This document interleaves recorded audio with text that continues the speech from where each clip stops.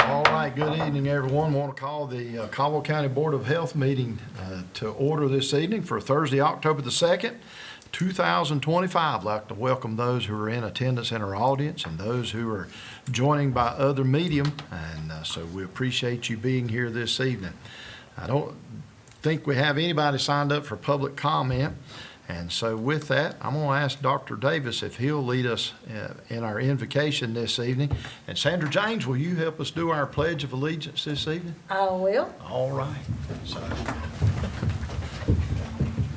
Bow your heads with me, please. Almighty God, we thank you for this cool fall day and relief from the summer heat and humidity. We thank you for all those gathered here today, the employees of the health department and this board of trustees who are going to help govern and work on the business of maintaining the health of our citizens here in the county. We recognize you as our creator and the creator of heaven and earth. And we thank you for all that you do, and we pray that you will guide us in all that we do here in this meeting tonight. In Jesus' name we pray. Amen. amen. Okay, salute, pledge. I pledge allegiance to the flag of the United States of America and to the republic for which it stands, one nation, under God, indivisible, with liberty and justice for all. All right. Thank you, everyone. Any announcements from our health director, Miss Anna Cook, this evening? I have a few. I wanted to recognize our new employees. When you hear your name, if you don't mind standing for me. So we have Miss Lisa Jacobs. She's in management support. Macy Cox in administration. And Bree Flanagan in health education. All right. So welcome. Welcome. So just to kind of a brief synopsis of what's going on. Medicaid was changed yesterday. So the changes from the state effective yesterday, 3% or 8%. Most departments in the health department are affected, especially dental, CMARC, and SIMHARP. And I believe Brittany later on will kind of go over our fee schedule that was proposed from the state. Also, we had the government shutdown has affected our WIC department at this time, at least for 2 weeks. So hopefully we'll get good news here soon. And then Title X, which is our family planning, at this time the state has ordered a stop work order until funding is figured out from the state. And then lastly, I wanted to mention our flu drive-through is on October the 9th from 4 to 6. Bree, our preparedness coordinator, is going to be talking tonight a little bit about the flu, so she might bring it up again. But it's at the health department from 4 to 6 on October 9th. All right. Well, thank you for that. Any agenda amendments? So with no amendments, do I hear a motion that we approve tonight's agenda? So approved. So moved in a second. Yeah, that'll work. All in favor say aye. Aye. Any opposed? And that carries. And our approval of the minutes from the August 7th meeting, I trust you've had an opportunity to look over those, and I'll entertain a motion that we adopt those this evening. Motion we approve the minutes. Second. All right, any other comment? All in favor say aye. Aye. Any opposed? And that carries as well. And so that brings us to approval and financial reports and an update with Miss Brittany Raby.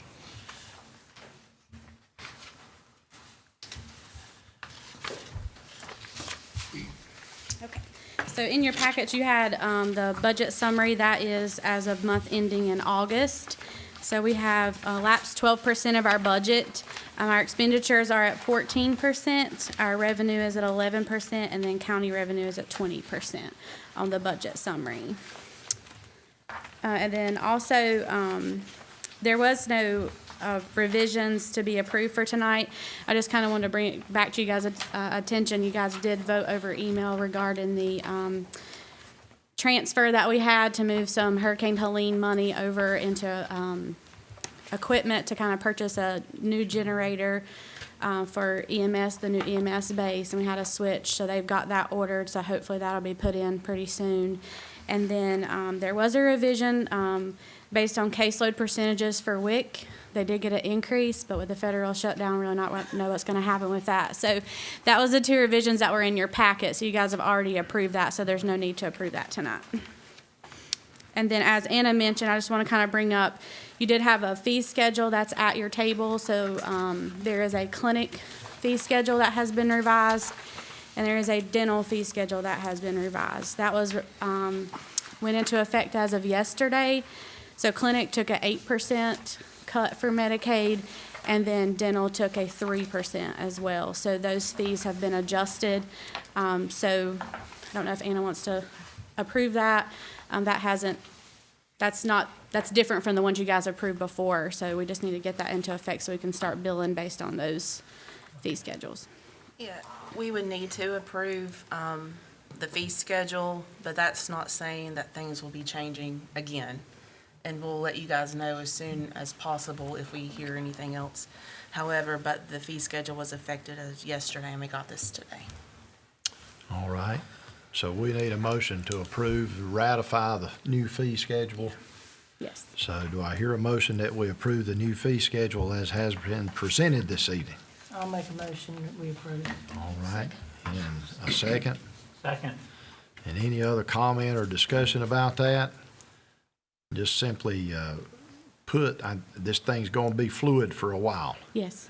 Yes. with the different things that's going on at the federal level. So health and Caldwell County Health Department is closely tied with any of the federal funding. So but we may be making more adjustments. So. And I'll try to keep you guys updated through email. So if you see emails coming through a lot from Anna and I, then that's probably what it's for, just to kind of keep you guys on board Right. of what's going on. And I appreciate that because it's, like I know that it's just changing constantly. Constantly, So, yeah. all right, so a motion and a second. All in favor, signify by saying aye. Aye. Any opposed? And that motion carries. So, Thank you. thank you. That brings us then to our public health updates and on-site report, Mr. Tim Clark.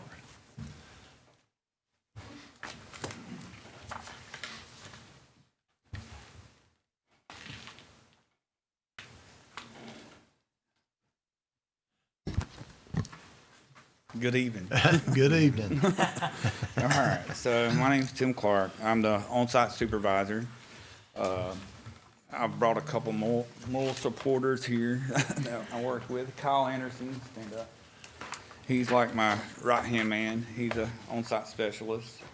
And I'm actually missing out Jeff Burns. He's, he just recently changed jobs. We lost him, but he's going to help us out a little bit to get his stuff all cleared up and finalized. And we're missing John Boyd, I call him, but John Robert Boyd. He's actually just left with the regional. He finished his last mock lot to have his finalized lot to get his authorization. And Donna, if you'll stand up. Donna is our office assistant. She pretty much takes the blunt force of everything at the get-go. Yep. So my first slide, I was wanting to show like 2024, like kind of like, basically for the first part of 2024, it was basically just me and Kyle for the first part. We picked up a fella Jeff in September, and then we had to work through to get him authorized. He got authorized in April, so it usually takes about 6 months for authorization to go through. It's a lot of permits we have to do and follow, go with him, and he has to go to Raleigh and everything else. But if you look, as 2024, we had new septic. That can be anything from improvement permits to construction authorizations, even compliance visits and stuff like that. We had altogether, we have 406 new septic permits. If I go to, this is how we are now in 2025. Right now, we are, with all the new septic permits, we're at 315 for the year. We're actually on track to be probably a little bit more in December once we get through everything. But that's we stay busy. Yes, sir. And it's a good thing. It shows that the county's growing and we're making progress. Right. Next slide I wanted to show is, we all remember Helena, or Helen. Y'all say it. Yeah. So we had, during that time, you know, we done a lot during that time. We went around and done some damage assessments and everything. We had basically we had a number of wells that was completely submerged, especially in Caldwell area and stuff like that. We had some two that was completely destroyed. They was taken, basically stripped right off from the ground.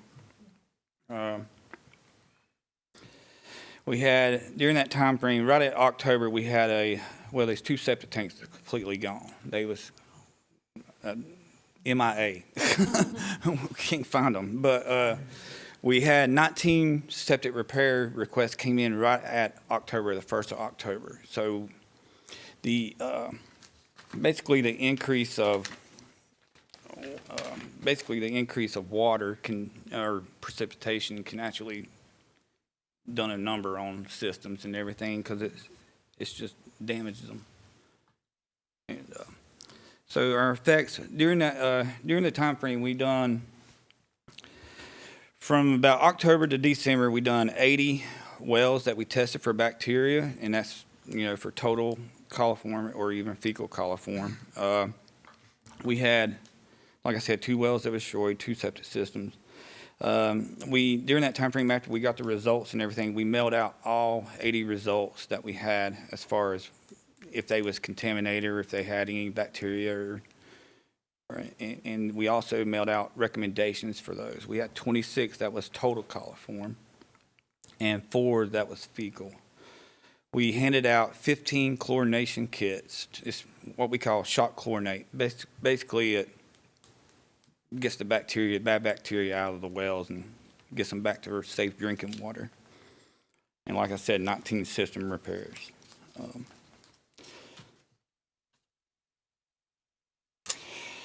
So I wanted to hit a little bit on like some measures that people can take as far as their septic systems, like preventive maintenance. Basically, we recommend like pumping your system out every 3 to 5 years. It basically maintains that system. It maintains the bacteria, the good bacteria. It purifies it, basically. And then mindful of your waste disposal. Basically just avoid fats, grease, chemicals, or even non-flushable like wipes and stuff. Conservative water usage, just avoid heavy water use, and check for leaks out the house. And one of our number 1 failures we see is toilets that are leaking. And people don't recognize that they're leaking, but they absolutely will flood out a system quick. And proper drain field care, just keeping vehicles off of it, no traffic or anything of that nature, or even buildings being built on it. We had to start I'm having to start a process the state's recommending, all counties, is operation and maintenance. The operation and maintenance in our rule book, basically the different systems, there's conventional and acceptable system. We have to, basically they're maintained by the homeowner. It's, like I said, just keeping it pumped, maintaining water usage and stuff like that. There's other system types such as the single pump off-site and off-site. Those are checked every either 3 years or 5 years, and they can be checked by us. They can recommend us to come out and check them, and we'll make sure they're functioning properly and being maintained all right. And the other one's advanced system types, which there's not many here. There's some, but you have to do a 1 year, 3 year, or even 6 months. Next slide is, the state recommended us starting a quality assurance program. And with the quality assurance, I came up with a little policy that basically, well, it's just me and him, but basically we would check each other's permits, making sure everything's in line. making sure we make the right notations for the permit and stuff like that. And then every month, we will pull 2 random ones, like I'll pull 2 of his random. I'll go out and check, make sure the soil is good, and his work's properly, or done right. And then with each issue permit, I've been mailing out these client surveys, and if y'all like to see a copy, I got some here, but basically it helps us also, it helps us better perform or better serve the community in Caldwell County.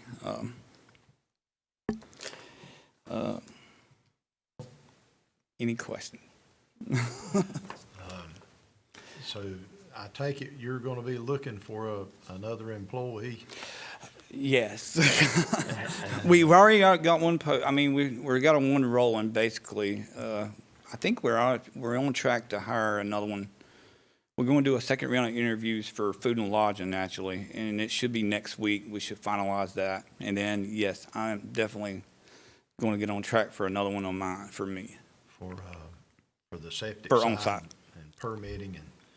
And so while you're there, I'm going to give you an opportunity to do a little public announcement of what kind of person you're looking for that, because from my standpoint, we routinely struggle to try to keep folks in those positions.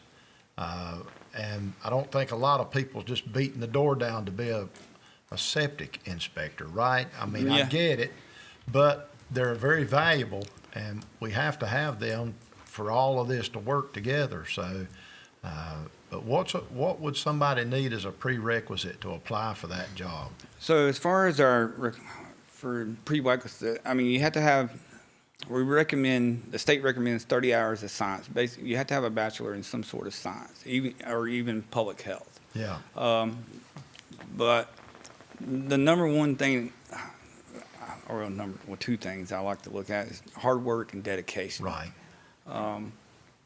And to recognize that, we are here, like our logo, we're here to promote, protect, and improve everything that we do. That's the main thing, hard work and dedication. Well, yes, sir. And then you hit upon the key point, because a bachelor's degree with at least 30 hours of concentration in science, I know that a lot of young people are trying to decide what kind of career path they want to make in their life. So I often tell young people, this is a good career path, because they're statewide, we're begging for environmental scientists and environmental health folks. So the turnaround ratio is, they don't stay for a long period of time, because we're going constantly. Yeah, but it's a great job in the fact you're not always in the office. You're out in the field a lot. So, Well, that's what for that outdoorsy type person that likes to do that and trudge up through the woods and all those things, it's a great career path. Oh yeah, I'm trying to help you here. I agree. I appreciate it. Are you looking for an intern or a specialist? I would love to have a specialist. The specialist can do more than, if they're already authorized, it's a plus. But we're more than willing. We'll help train anyone to do it. I never expected to do this, so. Right. But it was a jump, but I like it. Well, and that's what I'm trying to promote, because I think it is a great career path for especially somebody that doesn't really understand what they want to do, but this is a good one. Yeah, because you're always going to be needed. Yeah, come give it a try. Especially in the county level in rural parts of our county with septic and wells, so. Yeah. All right. Well, we appreciate you and appreciate you, everything you do, because it all starts with your division.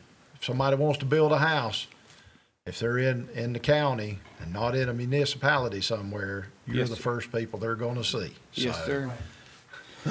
And we need you, because we need more houses. Yes, sir. So, Artificial intelligence will not take over your job. no. No time soon, but I would like to advance sooner or later, like some GPS stuff, but Right. that's future. Yes, sir. We'll get there. Well, we sure appreciate you. Appreciate your staff too. I know you work hard and we thank you for that. Thank y'all. Yes, sir. Thank you. All right. Next is another hard worker, Miss Jill Gregg. And a child health report. I do want to put a plug in for Jill and her team. Jill has been up and at 'em today since 5:30 at an agency doing flu vaccines, so. they're I woke up at 3:30 and we was at RPM, I think like in Sawmills area. Gave 21 flu shots. Yeah. Awesome. If I don't make any sense, that's why. Just watch out tomorrow. I'm okay today. Tomorrow I'll be a little sleepy. But I'm just going to summarize the NC Child Health Report Card. And so basically what that is we do it every year. It says 2025, but the data years on it is from 2021 to 2023. It's just when they get the data. And so this is used to advance thoughtful policy solutions around early childhood education, health and well-being, and family economic security. And they take this evidence and they collaborate with lawmakers and leaders in North Carolina to hopefully make some positive changes. So the areas that we're assessing is healthy births, access to care, secure homes and neighborhoods, and health risk factors. And so what we have found, so areas that we need to improve on as a state is our birth outcomes, which that involves premature births, so before 37 weeks, and infant mortality. There was a slight increase of 1.5%. School health, that's usually on there as well. The student to school nurse ratio right now is 1 nurse to every 890 students, and they think they want that around 1 to every 500 students. And so we've got work there. With the housing and economic security, 7% of North Carolina children are living in a high poverty neighborhood. Even though it's still not good, it is down a little bit from the last report card. And of those children, 39% live in actual low-income housing. Child abuse and neglect is 5.1% of children in North Carolina for those 2 years were investigated, and of those, 58%, which is very high, remained in foster care after 2 years.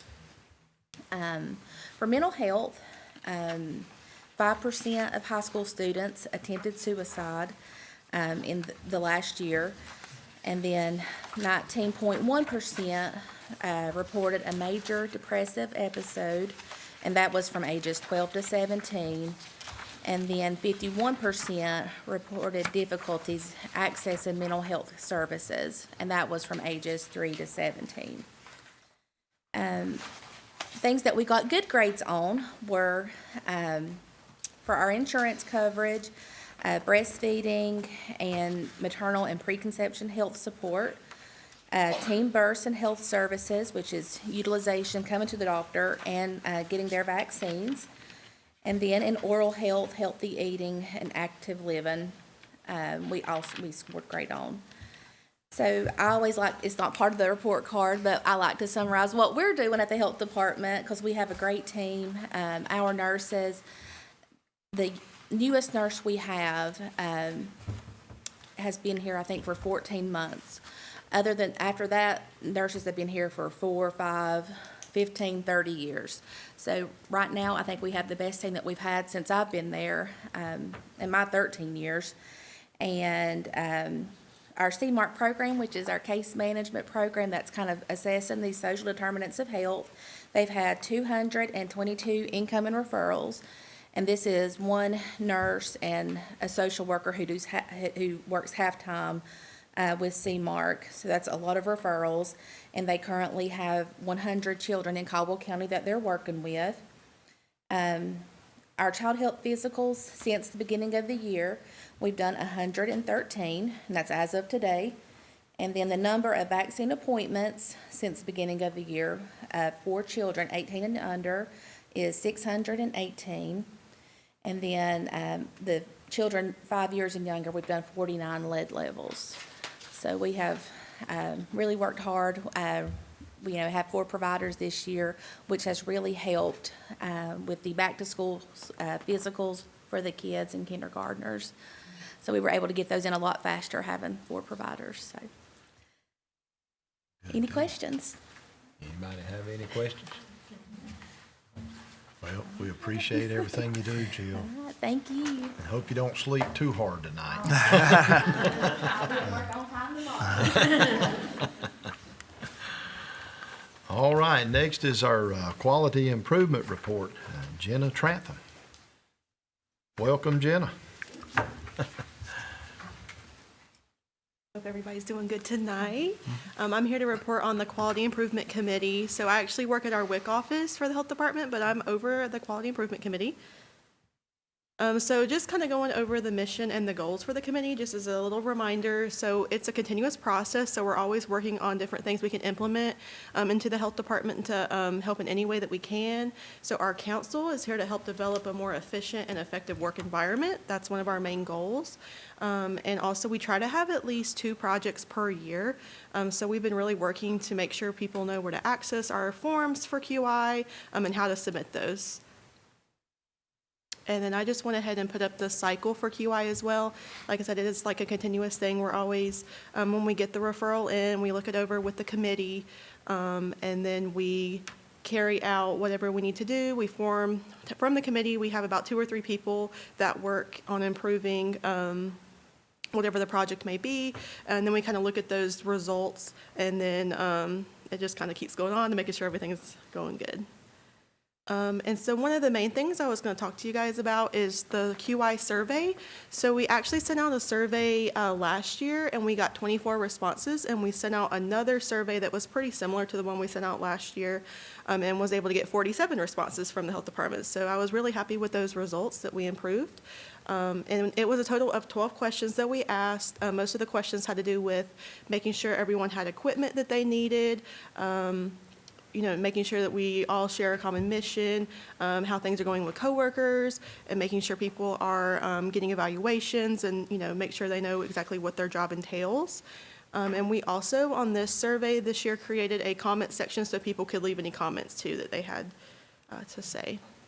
And also, I worked with Jordan, who we'll probably talk about Pulse Bucks later, but we were able to do an anonymous survey, but I let everyone know if we got at least 50% of the health department to participate, then we would give them Pulse Bucks.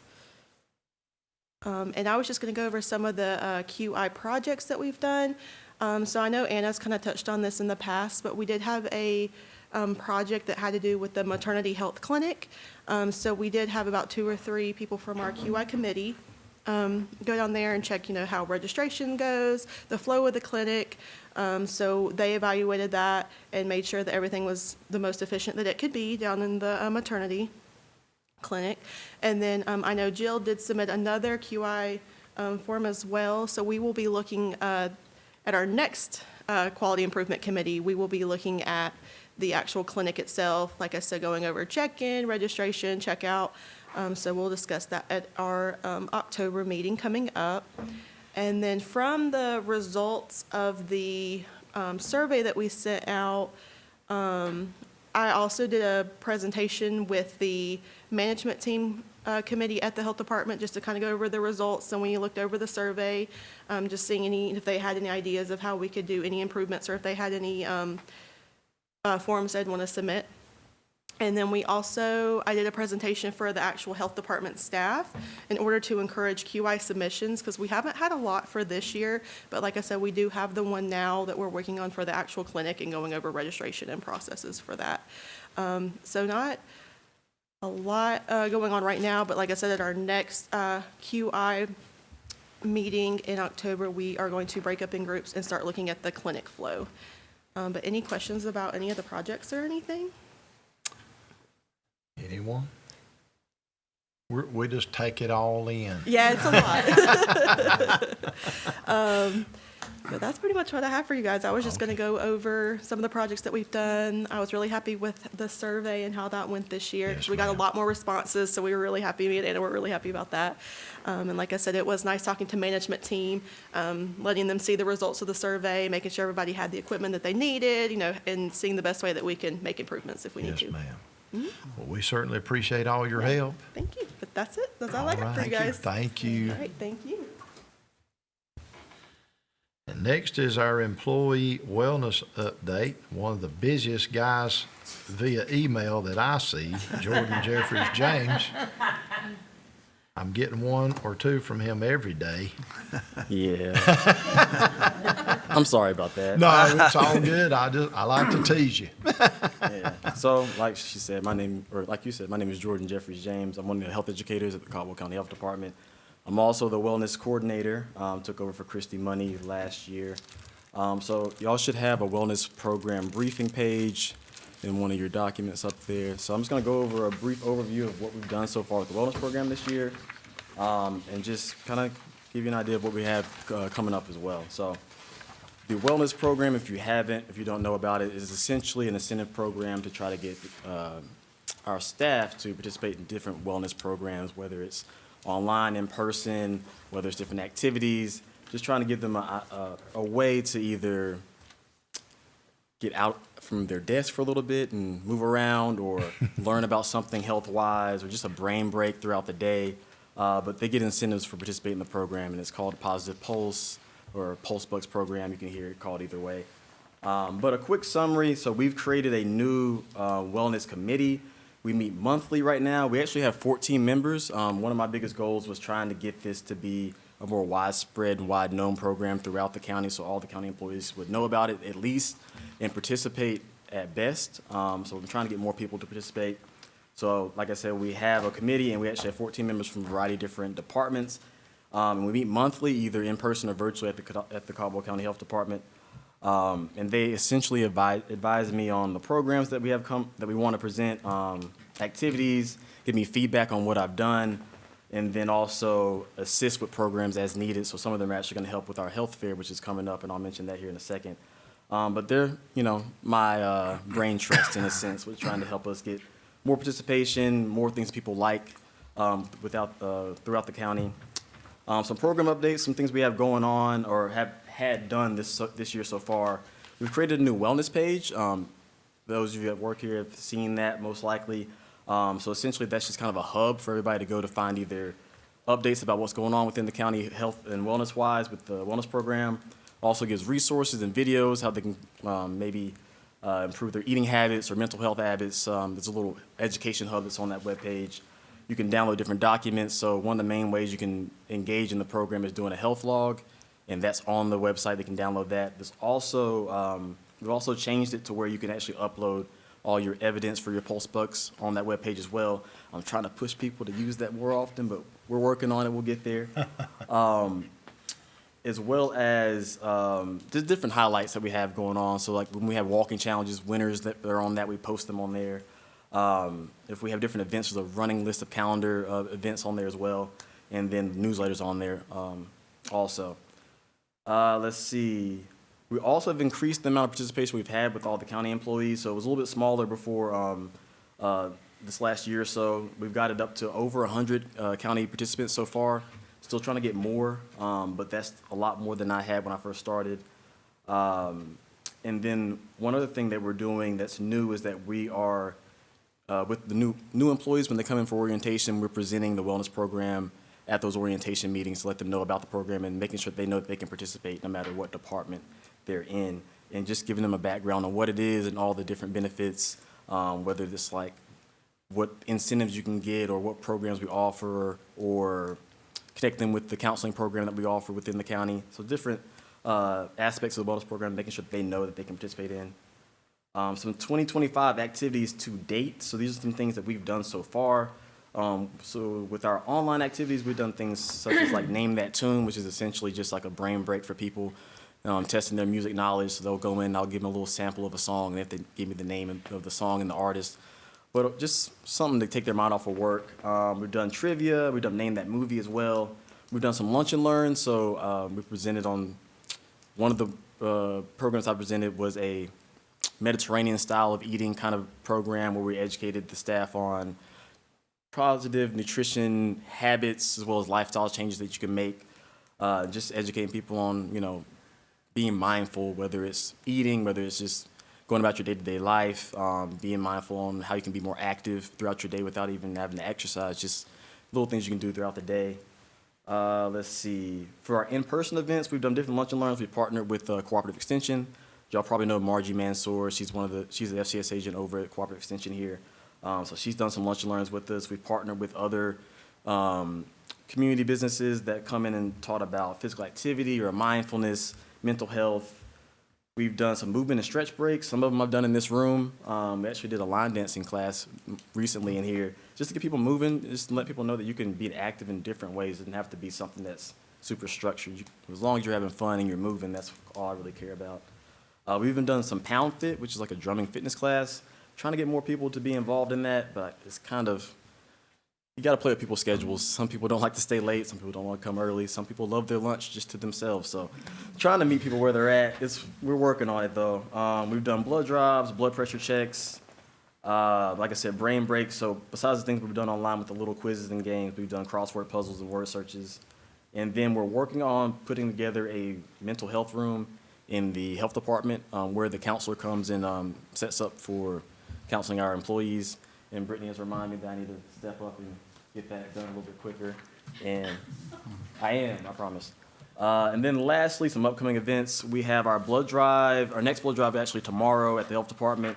One Blood actually comes up and sets up in our parking lot and takes blood. And then they also give out incentives. They can get a gift card and a t-shirt. So if y'all are interested, tomorrow, 10 to 3. And then last couple things, we have our employee health fair coming up on October 20th from 10 a.m. to 3 p.m.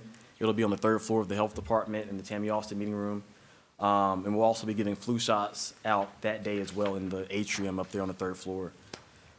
Some confirmed vendors that we have so far, we have about 12 vendors that have verbally said yes. Half of them turned in their vendor application form, so I'm going to be on them about getting that in.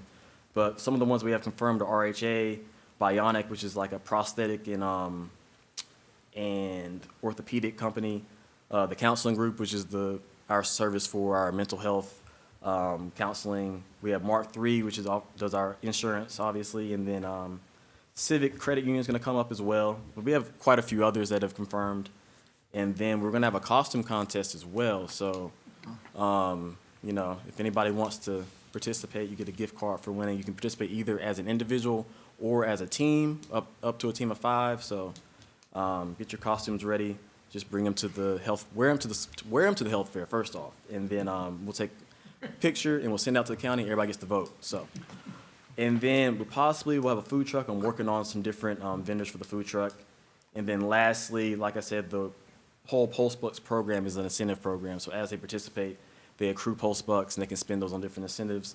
And our next Pulse Bucks store is coming up. It's a quarterly thing, so we have to have one coming up pretty soon. So that'll be to be announced as well. With that being said, are there any questions, concerns, rude gestures, obscene remarks? He covered a lot of ground fast. Yeah, trying. But yeah, that's all I got. Anything y'all wanted me to touch on or any questions? Everybody good? Just thank you for everything you do. And, I appreciate y'all. Thank y'all so much for having me. Yes, sir. Thank you. Get all our staff moving. I'm trying. Thank you. That's right. And our final update is preparedness update. Bree Flanagan. One of our new employees. Yeah, Anna actually tricked me. She's like, hey, Bree, you want to come be recognized as a new employee? And then she's like, actually, you have to speak. So I'm kidding. So yes, hi, I'm Bree Flanagan, one of the new health educators and the new preparedness coordinators here. You may have seen some of my emails as well about the preparedness events I had. So for those of you who don't know, September was National Preparedness Month. So we really wanted to take the opportunity to increase awareness and education on things that you can do in case a any kind of disaster really occurs. I think that, many of us can agree that when Helene happened, just the damage that can happen from a disaster and recovering can be very, very difficult. And while preparing may not be able to necessarily prevent the disaster itself, we can at the very least mitigate the damage that happens. So one thing that we did was we sent out a press release, first of all, and we detailed the types of disasters that can occur. So like I said, natural, such as hurricanes, tornadoes, things of that nature, or outbreaks, so like we saw with COVID-19. We also talked about how you and your loved ones can prepare, such as building a preparedness kit to have in your home. So you want to stock those with essentials such as food, toiletries, and your needs, like your individual medications and things that is specific to your household. We also talked about how you can stay informed, so different apps that you can use, different terminology to be aware of. We provided some different websites that you can look up. FEMA is a great source. Ready.gov is another one. Of course, Caldwell County Health Department. And we also talked a little bit about how you can prepare your home for disaster. And then I also set up some tables at the health department lobby to talk to people as they came in. And I set up virtual meetings for county employees to log on and, talk to me about their preparedness plans and things of that nature. And actually for our last virtual event on Monday, I had Mike LaBrose from the Department of Insurance. He graciously agreed to talk to people on the role insurance plays in both disaster preparedness and response. So that was a really useful and educational presentation, and I still have some of the resources he gave me for anyone who might be interested in that. And if any of you want to learn more about preparedness or what you can do to prepare, you're more than welcome to reach out to me, and I'd be happy to answer any questions that I can or give you resources that are available. And I'll also be setting up a table at the employee health fair that Jordan's hosting on the 20th. So I hope you stop by and see me for that. One other thing I did want to mention was the flu, since we are in flu season. We want to prepare for that as well. A couple weeks ago, the clinic staff told me that we've seen about 3 positive cases since July. I know that might not seem like a lot, but those numbers will likely grow. And to really stress how important preventing this is, last year we saw a record number of flu-related deaths in North Carolina. So there were about 500 deaths, which is the highest that we've seen since we began reporting in 2009. For reference, the year before that, there were about 319 deaths, and the year before that, there were 196. So we're kind of seeing a bit of an upwards climb there, unfortunately. The best way you can prevent serious illness is, of course, to get the vaccine. I know they had some vaccines here earlier today. Anna mentioned the flu vaccine clinic, drive-through clinic that we'll be having next week, so that'll be October 9th from 4 to 6 p.m. Will be set up in the health department parking lot. We accept Medicaid and insurance, and if you are uninsured, then we accept out-of-pocket payments, and that'll be $40 for the regular dose and $75 for the high dose. So please come by and see us, and I know the clinic is also doing some other off-site clinics, so just keep an eye out for those as well. And some other things that you can do to prepare are to, of course, avoid anyone who's sick, stay home if you're sick, cover your mouth and nose if you're sneezing or coughing, and wash your hands regularly. So does anyone have any questions? That's kind of the basic of what I've been working on. All right. Well, thank you for that and all that you've done in the preparedness. And it kind of leads into a segue for me. And I know we got Chief Jacobs here tonight, but I often think about fire, and we don't mention that a lot, but folks, their homes catch on fire. They need to be prepared for a scenario there as well. So, Yes. but absolutely. October is Fire Prevention Month, and I think we're going to have fire life safety Yeah, that'll day. be coming up. Yeah. Yeah. And so it's coming up at the community college, I think. sometime in the next week or two. Next weekend, next Saturday. Next Saturday. Not this one, but the next one. Next Saturday, the 9th? Yes. Okay, so, I thought it was the 9th or the 11th. Whatever that Saturday is. oh, I'm Yeah, sorry. because We had the- Thursday's the 9th. Yeah. So I think it's, That's what you Yeah, get it when is you the go off 11th. the cuff. Yes. yeah, right? no, you're So- good. Thank you all. Saturday All is the right. 11th. It's a week from this Saturday. All right, thank you. All right, so that brings us to the end of our agenda. Does anybody else have anything? And if not, I'll entertain a motion to adjourn. Motion. Motion to adjourn. Second. All in favor, say aye. Aye. We are adjourned. Thank you again for being here this evening.